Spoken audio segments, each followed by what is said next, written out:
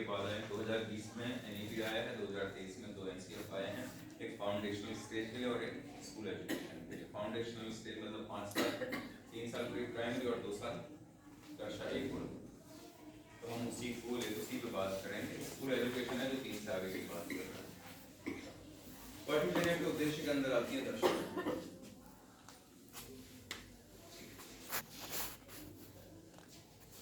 इस क्रम को आप याद रखिएगा, आपके काम लिखना चाहें तो बाद में कुछ काम आ जाए।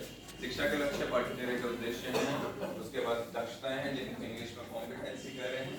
पाठ्यचर्या के उद्देश्य को अंग्रेजी में करिकुलर गोल कह रहे हैं और सीखने के प्रतिफल है लर्निंग आउटकम।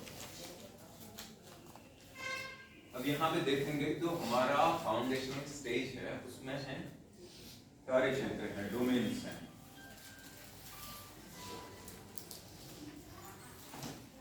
डोमेन्स मतलब इसका जो डोमेन वाला हिस्सा देखेंगे वो केवल पढ़ाई लिखाई की बात नहीं करता है, बल्कि पढ़ाई लिखाई के साथ साथ आपका शारीरिक, मानसिक, भावनात्मक, सौंदर्य, सामाजिक सारे पहलुओं की वो बात करेगा। इसको आगे लिखते रहेंगे तो इस तरीके से अलग अलग चीजें इसमें आती रहेंगी। तो ये जो डोमेन है आपकी टेक्स्ट बुक में देखेंगे तो जो कहानियां होती हैं, जो पाठ होते हैं, वो किस पे आधारित होते हैं। कोई पाठ याद कीजिए, हिंदी का, मैथ्स का, इंग्लिश का, इस चीज पे होगा।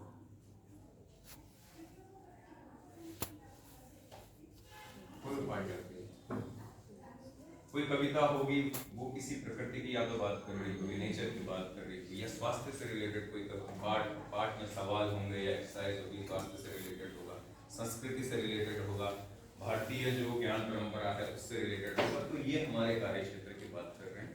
उन कार्य क्षेत्रों को डील करते हुए हमारे जो पाठ्यचर्या के उद्देश्य है, ये फाउंडेशनल स्टेज में पाठ्यचर्या के उद्देश्य CT 1 2 3 जैसे शारीरिक विकास कार्य क्षेत्र है तो उसमें 3 करिकुलर गोल है। करिकुलर गोल मतलब ऊपर लिखा पाठ्यचर्या के